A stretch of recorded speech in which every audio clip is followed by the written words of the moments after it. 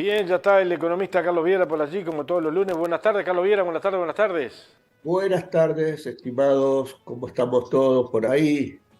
Pero espectacularmente bien. A ver, Espectacular. Y está bien, bueno, está muy bien la imagen y muy bien la calidad del sonido de tu esta micrófono. vez, bueno, vamos avanzando, vamos mejorando. De a poquito, despacito, como dice la canción. Bueno,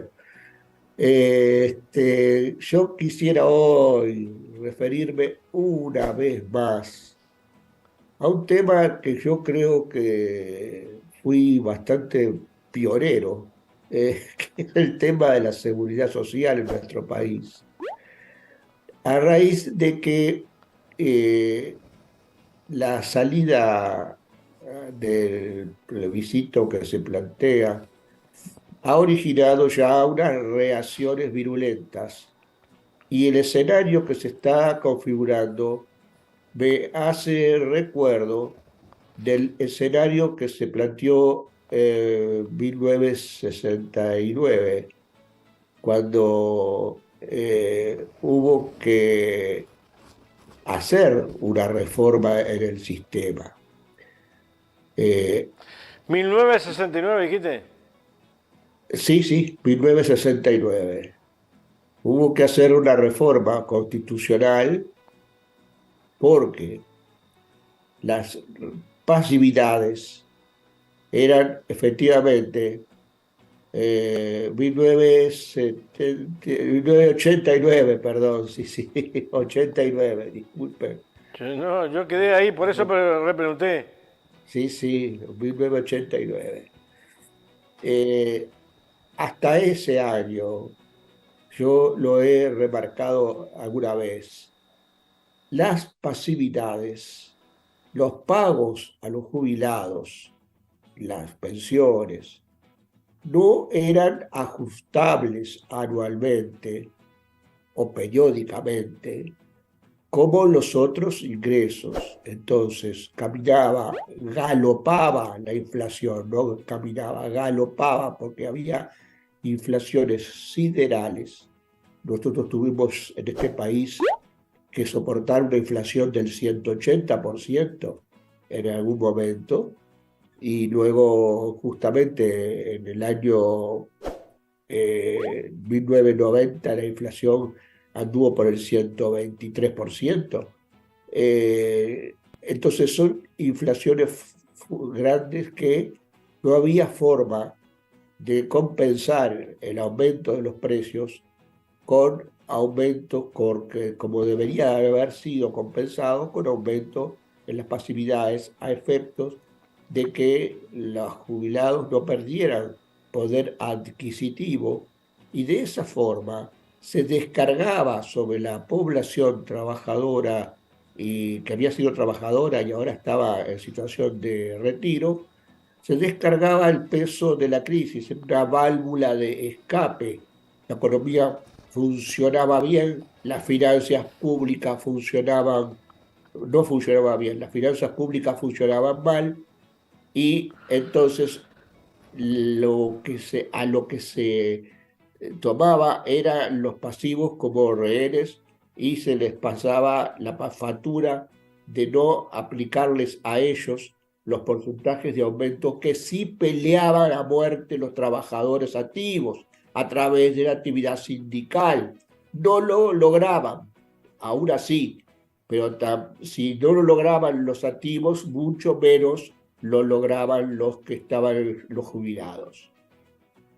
Entonces, la reforma de 1989 determinó que las pasividades de ahí en adelante, las remuneraciones a los jubilados, se ajustaran por lo menos anualmente, y se ajustaran de acuerdo al índice medio de salarios que había sido registrado para los trabajadores activos, de tal forma que por lo menos la lucha de los activos estaba beneficiando a los pasivos, que no podían, obviamente, hacer huelga, mientras que los activos sí podían hacer huelga para mantener sus derechos, sus su remuneración, su poder adquisitivo del salario.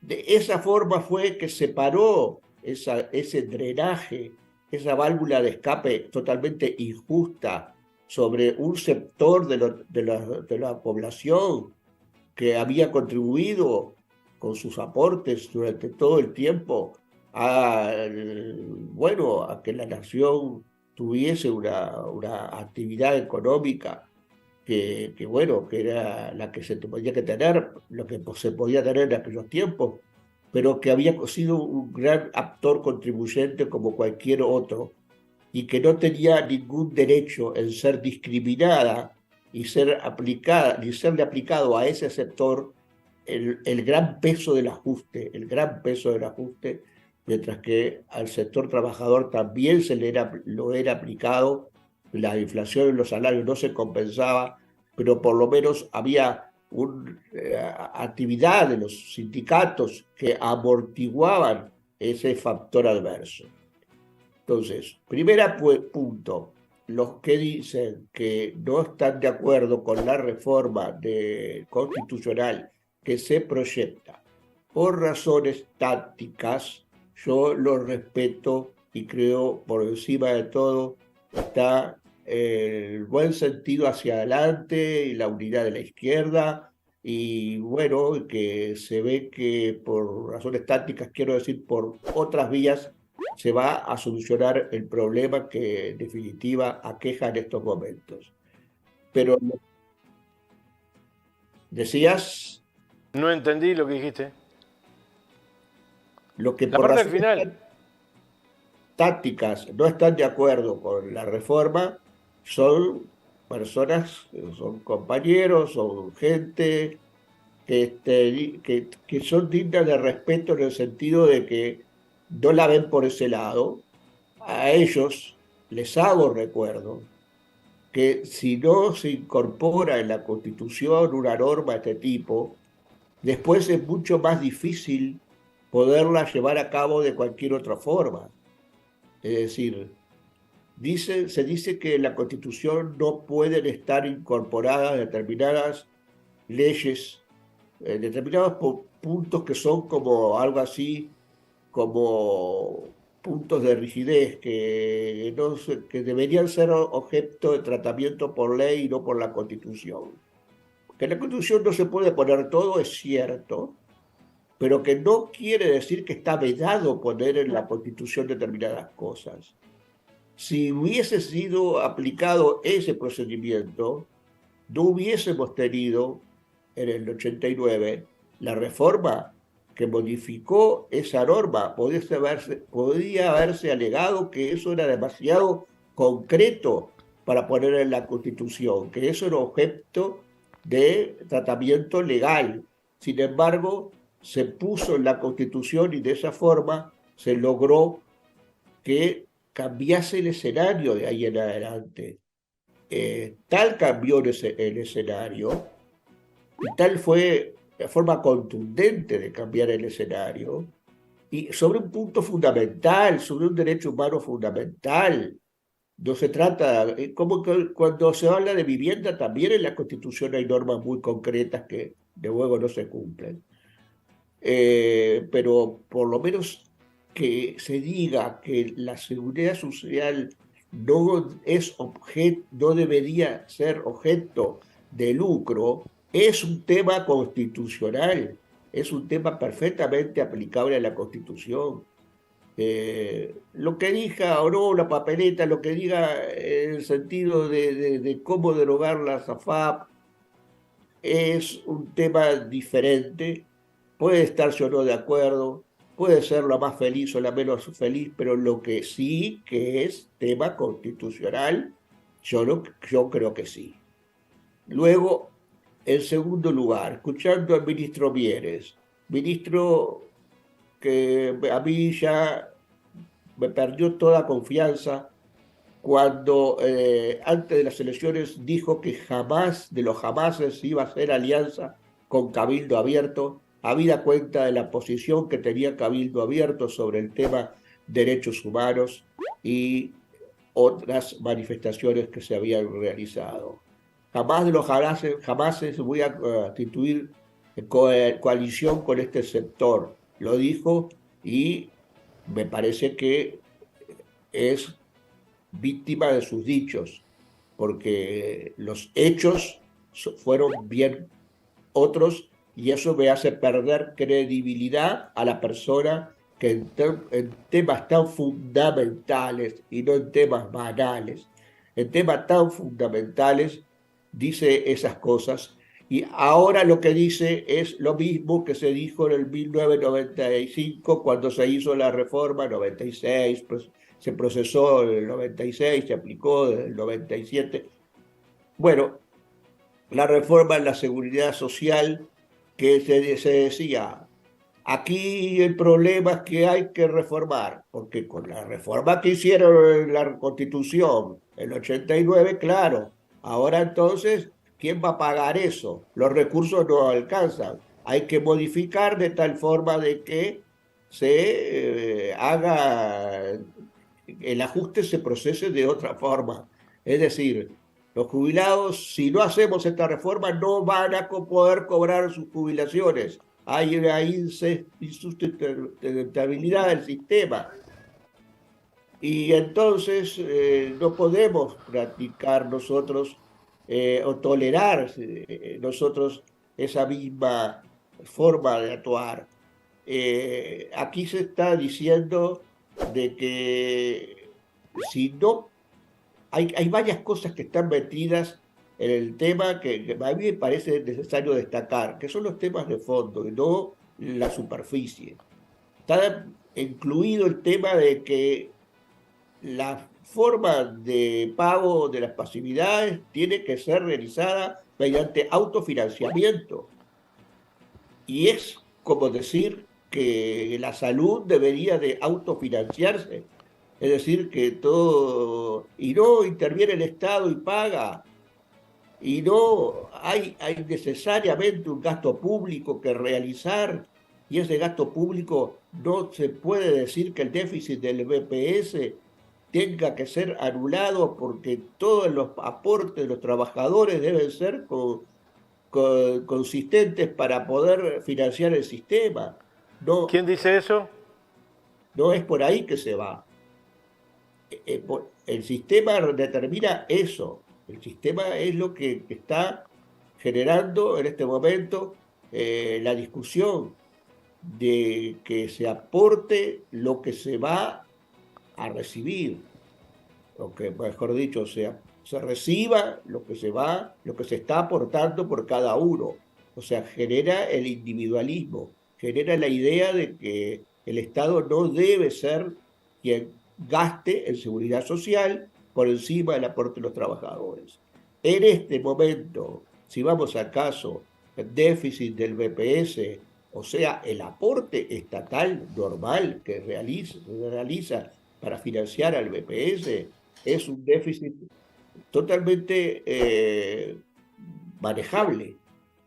Ya lo he dicho, si nos tomamos las AFAP como que drenan los recursos genuinos que tiene el BPS, si consideramos el IAS como un impuesto que lo pagan los jubilados y por lo tanto no es objeto de contribución estatal, sino que es como un aporte de los ya jubilados, si consideramos todo eso, sin la SAFAP y con el IAS, el aporte en este momento es tan solo del 2,3% del Producto Bruto Interno, el aporte del Estado a la seguridad social. Bueno, está bien que el aporte total del gasto público total en Uruguay es el 30%. Quiere decir que es financiable con impuestos. Si aplicamos todos los impuestos que en este momento están asignados, cuya recaudación está asignada a la seguridad social, el déficit es tan solo ese. No habría, perdón, si aplicamos todos los impuestos, no habría déficit, habría superávit en la seguridad social. Pero no importa, no es cuestión de decir si la plata es una sola, no es cuestión de decir si la plata está apretada para la seguridad social, asignada al impuesto. Digamos todo y digamos entonces que si se pudiera eh, considerar sin la SAFAP el gasto que hace el BPS, porque la transferencia a la SAFAP, que significa en estos momentos 2% del Producto Bruto Interno, esa transferencia se toma como gasto del BPS. Si no lo considerásemos como tal, el BPS tendría superávit y aplicando todos los impuestos que tienen asignados, y el IVA, en vez de 7 puntos del producto, 7 puntos 7 puntos de la recaudación del IVA, del 22% que es la recaudación del IVA, 7 puntos se aplican a la seguridad social, se asignan. Bueno, eso podía bajar al 4,5%, sí, en estos momentos. Entonces se me dice del futuro, y se me dice de que en el futuro la gente se amenaza otra vez que no van a cobrar. En el 95 se amenazó que la gente no iba a cobrar. Estamos 30 años después y la gente que está en el BPS sí cobra. La gente que está en la SAFAP no cobra, salvo aquellos que aportaron muchísimo porque tienen sueldos altísimos. Entonces, la idea es que esto va contra la distribución del ingreso. No hay manera entonces de impedir que se esté planteando este argumento. Es decir, cada cual puede decir lo que quiere decir, pero lo que se dijo en el 95, asustando a la gente de que no iba a cobrar, que no iba a poder cobrar si no se hacía la reforma y se introdujeron las AFAP para eso, es totalmente asimilable a lo que se está diciendo ahora. El cálculo actuarial que se pudo haber hecho en el 95 acerca de la no dificultad para cobrar en el 2025, en el 2020, ahora en estos momentos, en estos tiempos, 2023, es absolutamente similar. Y yo rechazo ese cálculo actuarial, porque de aquí en más el, el país puede caminar por varios senderos. Puede caminar por el sendero del progresismo, puede caminar por el sendero del estancamiento económico. Y bueno, y eso sí depende, de eso sí depende el gobierno futuro, los gobiernos futuros. Las otras son las variables que entran en juego. Entra en juego la tecnología desplazadora de mano de obra o no desplazadora de mano de obra. Puede haber otras medidas que lo impidan. Puede haber necesariamente un salario real que crezca o un salario real que decrezca y sea contribuidor o no a la seguridad social en el futuro. Puede haber entonces factores de empleo, de la formalización del trabajo, puede haber todo eso. Entonces yo rechazo porque son otra vez planteos atemorizantes, planteos que quieren basarse en un pseudocientífico para decirle a la gente de que tienen que lo que se está planteando es descabellado, cuando en realidad técnicamente hablando no lo es. Otro engaño que tiene un ropaje técnico y que yo desde mi enfoque lo quiero dejar en claro. No hay, digamos, una posibilidad ninguna de que se esté afectando los derechos de los jóvenes, sino que todo lo contrario, y los temas de sustentabilidad futura del financiamiento no dependen de las variables que se están manejando, dependen de otras, y por eso yo creo firmemente que es posible, es viable y es necesario modificar la Constitución para que de esa forma se corrija esta perspectiva, esto que va a ser muy nefasto para los trabajadores en el futuro, de seguirse aplicando este sistema y estos criterios de fondo que están atrás de lo que es el sistema de seguridad social. Bueno, Nos seguiremos tenemos que con ir, Carlos. temas en el próximo. Ya anda Leonardo Fossati por allí, nos tenemos que ir. Pero has metido el dedo en el ventilador. Yo me parece Nunca te pido nada, pero me parece una sugerencia para que vos la analices en tu columna el lunes que viene, seguir ahondando en este tema. Particularmente porque es un tema que es muy escabroso y la Eso es, claridad de cómo se plantea es muy importante. eso es. Muy bien, hasta la próxima, entonces seguiremos con el tema. Hasta el lunes, Carlos, un abrazo grande.